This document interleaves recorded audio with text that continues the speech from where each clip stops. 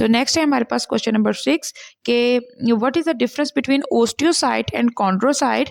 तो ये भी आप देखिए, जो आपने कार्टिलेज वाला क्वेश्चन किया है, शॉर्ट क्वेश्चन डिफाइन कार्टिलेज, उसकी आखिरी लाइन देखिए, the cells of cartilage are called chondrocyte, कि जो कार्टिलेज के सेल्स हैं उन्हें क्या कहते हैं, कॉन्ड्रोसाइट कहते हैं।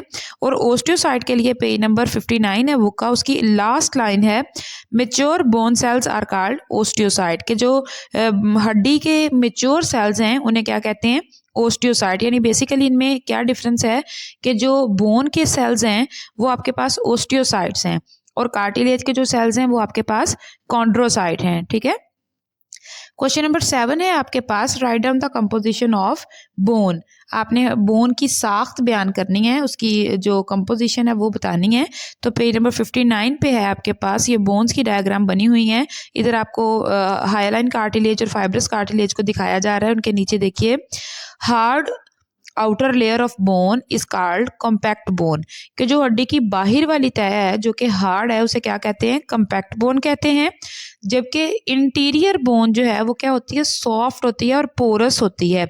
सॉफ्ट तो नरम और पोरस जिसमें मसाम, इसको कहते हैं मसामदार, यानी कि कोई भी ऐसी चीज जो किसी लिक्विड को या किसी भी दूसरी चीज को थोड़ा सा सोक करने की, उसको जज्ब करने की सलाहियत रखती है। It is called spongy bone.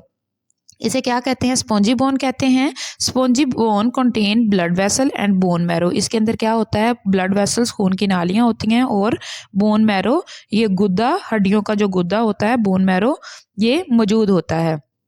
Next हमारे पास क्वेश्चन नंबर 8 है, व्हाट इज एंटागोनिज्म। एंटागोनिज्म क्या है। तो एंटागोनिज्म मुखालफ काम करने वाले जो पेयर्स होते हैं उन्हें एंटागोनिज्म कहते हैं। आपकी बुक पे पेज नंबर 63 है, उसका लास्ट पैराग्राफ है, skeleton muscles are usually in pairs of antagonist. जो स्केलेटन मसल होते हैं यानी आपके ढांचे के जो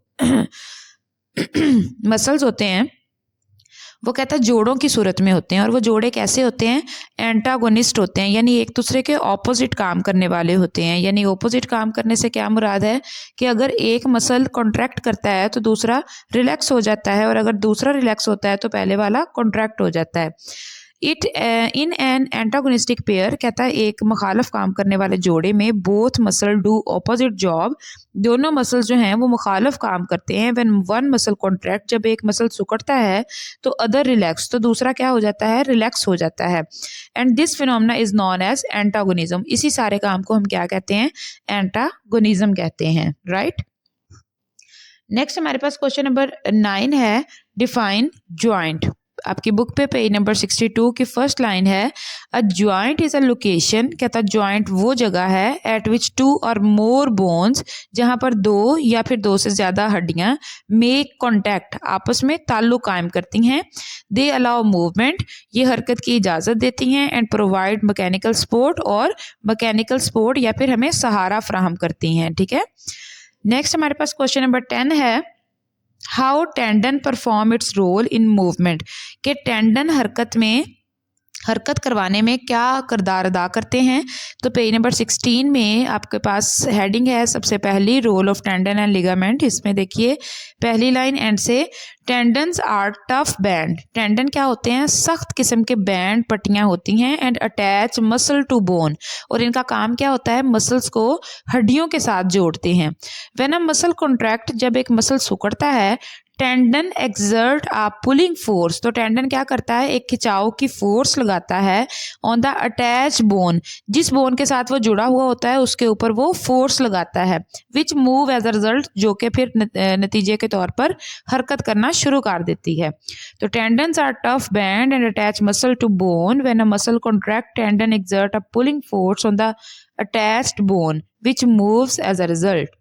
नेक्स्ट हमारे पास क्वेश्चन नंबर 11 है, what do you know about movable joint. Movable joints के बारे में आप क्या जानते हैं। तो पेज नंबर 62 पर देखिए, मूवेबल जॉइंट्स की हेडिंग नजर आ रही होगी आपको। कहता they allow a variety of movement, क्योंकि उनके नाम से ही जाहिर है कि मूवेबल, ऐसे जॉइंट जो हरकत कर सकते हैं। They allow a variety of movements, कहता है ये बहुत किस्म की जो मूवमेंट है उसकी इजाज़त देते हैं। एग्जाम्पल है शोल्डर जॉइंट्स, यानी कि शोल्डर जॉइंट भी हर तरफ को तकरीबन जो है वो मूव कर सकता है। इसके अलावा हिप जॉइंट है, एल्बो जॉइंट है और नी जॉइंट्स वगैरह। एल्बो जॉइंट किसे कहते हैं? कोहनी का जोड़। और जो नी जॉइंट हैं ये आपके घुटनों के जोड़। और हिप जॉइंट आपके पास कूल्हे का जोड़, शोल्डर, कंधे का जोड़। ठीक है, तो कहता है there are many type of movable joint in body. Body में बहुत सारी टाइप्स है मूवेबल जॉइंट्स की। द मेन टाइप कौन कौन सी हैं?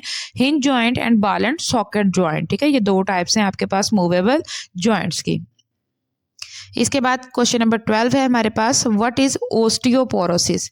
अब हमने जो है वो बोन्स को पढ़ा है और कार्टिलेज को पढ़ा है। अब इनसे रिलेटेड थोड़ी सी डिजीजेज हैं।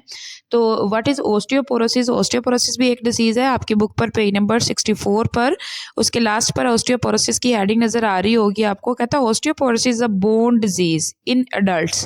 कहता है कि बालिग लोगों में यानी बड़े लोगों में क्या होता है? हड्डियों की बीमारी है। ख़ास तौर पर कहाँ होती है? ओल्ड पीपल, बूढ़े लोगों में होती है ये। It is more common in old woman. ज़्यादा कॉमन किन में है? बूढ़ी औरतों में है। In osteoporosis there is decrease in the density of bones. हड्डियों की डेंसिटी क्या होती है? कम होना शुरू हो जाती है। क्यों कम होती है? Due to the loss of calcium and phosphorus. Calcium और फास्फोरस के लॉस की वजह से या उसके कम हो जाने की वजह से या ख़त्म हो जाने की वजह से हड्डियों की डेंसिटी कम होना शुरू हो जाती है और इसी वजह से ओस्टियोपोरोसिस की बीमारी अटैक कर जाती है। ठीक है,